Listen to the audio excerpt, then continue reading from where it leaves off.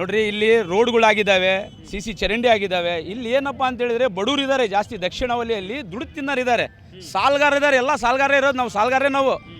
ನಮಗೆ ಏನಪ್ಪ ಅಂತ ಹೇಳಿದ್ರೆ ಒಂದು ಸಣ್ಣದೊಂದು ಸಣ್ಣ ಚಿಕ್ಕ ಚಿಕ್ಕ ಕೈಗಾರಿಕೆಗಳನ್ನು ಐತಲ್ಲ ತರಬೇಕು ಇವರು ಅಷ್ಟೇ. ಮತ್ತೇನೇ ಒಂದು ಆಸ್ಪತ್ರೆ ಬೇಕಾಗ್ತೈತಿ. ಯಾಕಂದರೆ ನಮ್ಮ ಭಾಗ ಇಲ್ಲಿ ಬರೋ ಮಟ್ಟ 10 ಜನದಲ್ಲಿ 7 ಜನ ಸತ್ತೋಗ್ಬಿಡ್ತಾರೆ.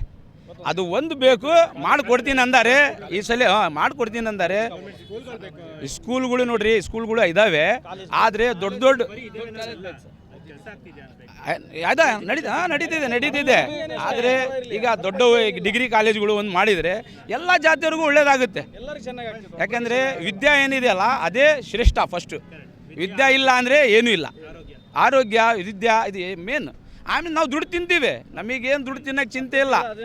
ನಮಗೇನು ರೀ ಒಂದು ಈಗ ಇವರು ಆಸ್ಪತ್ರೆ ಫ್ರೀ ಮಾಡಬೇಕು, ಇನ್ನೊಂದು ಎಜುಕೇಷನ್ ಫ್ರೀ ಮಾಡಬೇಕು. ನೇಪಾಳದಲ್ಲಿ ನೋಡ್ರಿ, ನೇಪಾಳದಲ್ಲಿ ಏನು ಮಾಡಿದ್ರು, ಮಿನಿಸ್ಟ್ರ್ ಮಗನೂ ಬಡವ್ರ ಸ್ಕೂಲಲ್ಲೇ ಓದಬೇಕು, ಬಡವ್ರ ಮಗನೂ ಅಲ್ಲೇ ಹೋಗ್ಬೇಕು. ಆ ಥರ ಇವರು ಮಾಡಬೇಕಿಲ್ಲ ಸೇರಿ. ನಮಗೆ ಬಸ್ ಬೇಡ, ಅಕ್ಕಿ ಕೊಡೋದು ಬೇಡ. ಇವರು ಒಂದು ಆಸ್ಪತ್ರೆ, ಒಂದು ಎಜುಕೇಷನ್, ಇದು ಒಂದು ಫ್ರೀ ಮಾಡಬೇಕು. ಎಲ್ಲ ಪಾರ್ಟಿಗಳಲ್ಲಿ ಏನಾದ್ರೆ ಗೊತ್ತಾ, ಈ ಒಂದು ಮಾತು ಹೇಳ್ತೀನಿ ನೋಡ್ರಿ, ಎಲ್ಲ ಪಾರ್ಟಿ ಜನಗಳು, ಲೀಡರ್ಸ್ಗಳು ಆಸ್ಪತ್ರೆಗಳು ಪ್ರೈವೇಟ್ ಮಾಡ್ಕೊಂಡಿದ್ದಾರೆ, ಸ್ಕೂಲ್ಗಳು ಪ್ರೈವೇಟ್ ಮಾಡ್ಕೊಂಡಿದ್ದಾರೆ. ಇವ್ರು ಯಾವುದೇ ಕಾರಣಕ್ಕೂ ಸೈನ್ ಮಾಡೋಂಗಿಲ್ಲ. ಫ್ರೀ ಮಾಡೋಕ್ಕೋಸ್ಕರ ಎಜುಕೇಷನ್ ಫ್ರೀ, ಆಸ್ಪತ್ರೆ ಫ್ರೀ ಮಾಡೋಕ್ಕೆ ಯಾವಾಗಲೂ ಯಾರೂ ಮಾಡಲ್ಲ. ದಯವಿಟ್ಟು ಎಲ್ಲ ಈ ನಾನು ನಿಮ್ಮ ಮುಖಾಂತರ ನಾನು ಒಂದು ಮಾತು ಹೇಳಕ್ಕೆ ಹೇಳ್ತೀನಿ, ಎಲ್ಲ ಪಾರ್ಟಿಯವ್ರಿಗೆ ಹೇಳ್ತೀನಿ ನಾನು. ಒಂದು ಫ್ರೀ ಐತಲ್ಲ ಎಜುಕೇಷನ್ ಕೊಟ್ರಿ, ಒಂದು ಫ್ರೀ ಐತಲ್ಲ ಆಸ್ಪತ್ರೆ ಕೊಟ್ರಿ. ಆಮೇಲೆ ನಾವು ಜೀವನ ಮಾಡ್ಕೊತೀವಿ ಹೆಂಗಾದ್ರು. ನಮಗೇನು ಬೇಡ, ಬೇರೆ ಬೇಡ, ಏನೂ ಬೇಡ ನಿಮಗೆ. ಅದು ಎರಡೇ ಬೇಕು ಸಾಕು, ಒಂದು ಎಜುಕೇಷನ್, ಒಂದು ಆಸ್ಪತ್ರೆ. ಯಾಕಂದರೆ ಫಸ್ಟ್ ಇಯರ್ ಓದ ಮಟ್ಟ ನಾವು ಆಗಲ್ಲ, ಕೈಕಾಲು ನಮ್ಮ ಹಿಂಗಾಗಿರ್ತವೆ, ಮುಂದೆ ಓದ್ಸೋಕ್ಕಾಗಲ್ಲ. ಡೊನೇಷನ್ಗಳು ಜಾಸ್ತಿ. ಬೇಡ ನಮಗೆ, ಅದನ್ನು ಬೇಡ, ನಮಗೆ ಏನೂ ಬೇಡ. ಅದು ಒಂದು 2 ಸೀದಾ ಮಾಡಲಿ ಅವರು. ಯಾವ ಪಾರ್ಟಿ ನೋಡ್ರಿ, ಯಾರು ವೋಟರ್ಸ್ ದುಡ್ಡು ಕೇಳಲ್ಲ. ದುಡ್ಡು ತೊಗೊಂಬಂದು ಹಂಚರು ಬೇರೆ ಲೀಡರ್ಸ್ಗಳು ಯಾರೂ ಕೇಳಲ್ಲ. ನೀವು ದುಡ್ಡು ಕೊಟ್ಟರೆ ನಾನು ಓಟ್ ಹಾಕ್ತೀನಿ ಅಂತ ದುಡ್ಡು ತೊಗೊಂಬಂದು ಹಂಚ್ತಾ ಇರ್ತಾರೆ. ಅದೇ ಕೊಟ್ಟಾಕ್ ಬಂದರೆ ಯಾರು ಬಿಡ್ತಾರೆ? ನೀವು ಬಿಡ್ತೀರಾ? ಯಾರೂ ಬಿಡಲ್ಲ. ದುಡ್ಡು ದೊಡ್ಡಪ್ಪ, ಪ್ರಪಂಚದಲ್ಲಿ ದುಡ್ಡು ದೊಡ್ಡಪ್ಪ.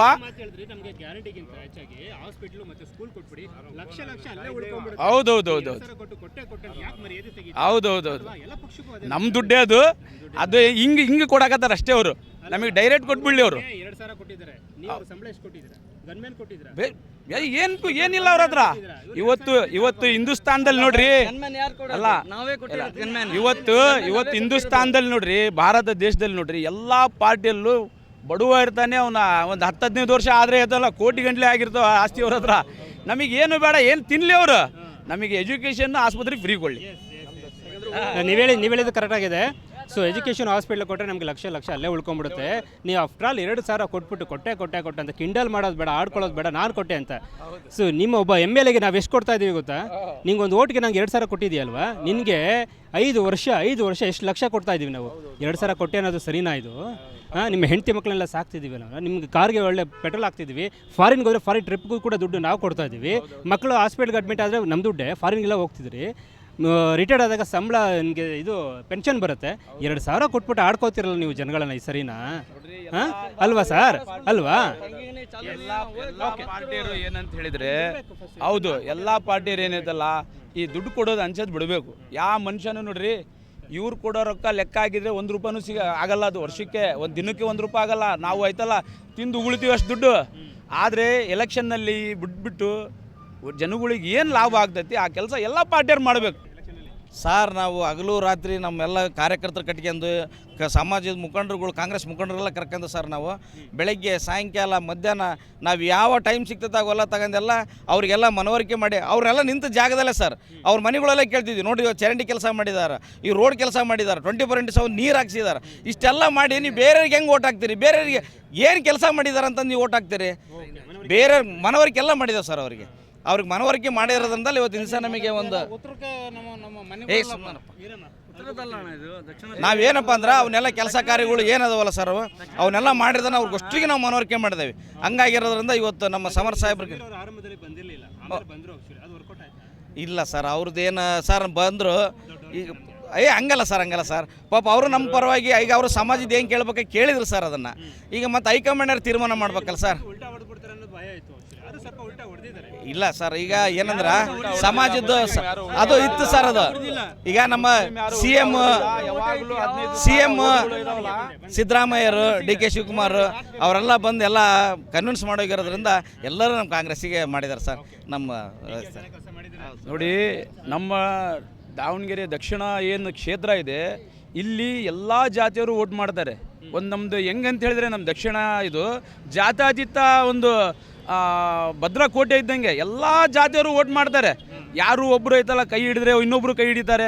ಆ ಥರ ನಮ್ದು ಇಲ್ಲಿ ಏನಾಗಿದೆ ಅಂದರೆ, ಪಾರ್ಟಿಯಲ್ಲೇ ಇದ್ದು ಪಾರ್ಟಿಗೆ ಮೋಸ ಮಾಡಿದ್ದಾರೆ.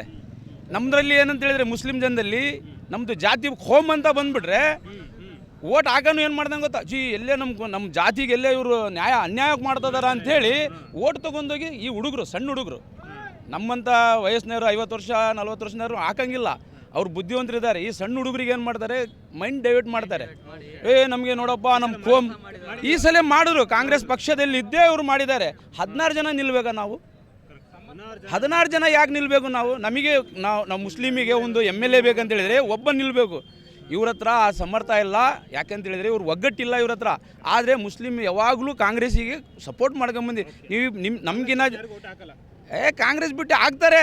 ಯಾಕೆ ಗೊತ್ತಾ, ಯಾವಾಗ ಈ ಲೀಡ್ರುಗಳು ಹೋಮ್ ಅಂತೇಳಿ ಜಾತಿ ಅಂತ ತರ್ತಾರೆ, ಅವಾಗ ಸ್ವಲ್ಪ ಹುಡುಗರುಗಳು ಏನು ಮಾಡ್ತಾರೆ, ಡಿವೈಡ್ ಆಗ್ತಾರೆ. ಏನೂ ಆಗಲ್ಲ ಡಿವೈಡ್ ಆದಾಗೆ. ಇಲ್ಲಿ ನಮಗೆ ಜಾತ್ಯತೀತ ಅಲ್ಲ ಅಲ್ಲಿ ಏನಾರು ಆದಾಗೆ ಇಲ್ಲಿ ಏನು ಮಾಡ್ತಾರೆ ಅಂತ ಹೇಳಿದರೆ, ದಕ್ಷಿಣ ವಲಯದಲ್ಲಿ ಎಲ್ಲ ಜಾತಿಯರು ಕೈ ಹಿಡಿತಾರೆ. ಅವಾಗ ಯಾವಾಗ ನೋಡಿ 26,000 ಇವ್ರು ತೊಗೊಂಡಿದ್ರು ಸೈಫುಲ್ಲಾ ಸಾಹೇಬ್ರು, ಅವಾಗ ಯಾಕೆ ಸೋಲಿಲ್ಲ? ಅವಾಗ ಎಲ್ಲ ಜಾತಿಯರು ಸೇರಿ ವೋಟ್ ಮಾಡ್ತಾರೆ. ಇಲ್ಲಿ ಎಲ್ಲ ಜಾತಿ ವೋಟ್ ಬೇಕಾಗ್ತವೆ. ಒಬ್ಬರೇ ಒಂದು ಜಾತಿಯಿಂದ ಯಾವುದು ಇನ್ನೂವರೆಗೂ ಇತಿಹಾಸ ಇಲ್ಲ ಗೆದ್ದಿದ್ದು. ಎಲ್ಲ ಜಾತಿಯರು ಸೇರಿ ವೋಟ್ ಮಾಡಿದ್ರೇ ಒಂದು MLA ಆಗೋದು. ಅಲ್ಲಿವರೆಗೂ MLA ಆಗೋಕ್ಕೆ ಆಗಲ್ಲ. ಅವ್ರು ಜಮೀರ್ ಅಹಮದ್ ಬಂದರು ಅವ್ರು ಏನು ಮೆಸೇಜ್ ಕೊಟ್ಟು ಹೋದರು. ಯಾಕಂದರೆ ಅವ್ರಿಗೆ ಕೇರಳದಲ್ಲಿ ಭಾಳ ಕೆಲಸ ಇತ್ತು. ಅವ್ರಿಗೆ ಇಲ್ಲಿ ಅಷ್ಟು ಟೈಮ್ ಕೊಡಲಿಲ್ಲ. ಬಾಗಲಕೋಟಲ್ಲಿ ಅವ್ರಿಗೆ ಅಲ್ಲಿ ಕೊಟ್ಟಿದ್ರು. ಇಲ್ಲಿ ಸಲೀಂ ಅಹಮದ್ ಸಾಹೇಬ್ರಿಗೆ, ರಿಜ್ವಾನ್ ಅರ್ಷದ್ ಸಾಹೇಬ್ರಿಗೆ ಬಿಟ್ಟಿದ್ರು. ಇಲ್ಲಿ ಮಾಡಿದ್ದಾರೆ ಕೆಲಸ. ಮಾಡಿದ್ದಾರೆ, ಕೆಲಸ ಮಾಡಿದ್ದಾರೆ, ಒಳ್ಳೆ ಕೆಲಸ ಮಾಡಿದ್ದಾರೆ. ನೋಡ್ರಿ, ನಮ್ಮದು ಎಂಥ ಕ್ಷೇತ್ರ ಅಂತೇಳಿದರೆ, ಮುಸ್ಲಿಂ ಓಟ್ ಒಂದೇ ಅಂತಲ್ಲ, ಎಲ್ಲ ಜಾತಿ ಓಡಬೇಕು. ನಾವು ಮುಸ್ಲಿಂ ಒಂದ್ರು ಕೊಟ್ಟರೆ ಇವರು ಶಾಮನೂರು ಸಮರ್ಥ ಗೆಲ್ತಾರಾ? ಎಲ್ಲ ಧರ್ಮದ ಎಲ್ಲ ಜಾತಿಗಳು ಬೇಕು, ಎಲ್ಲ ವೋಟರ್ಸ್ ಬೇಕು, ಅವಾಗೇ MLA ಆಗೋದು. ಸಮರ್ಥ ಶಾಮನೂರವರು ಗೆಲ್ತಾರೆ.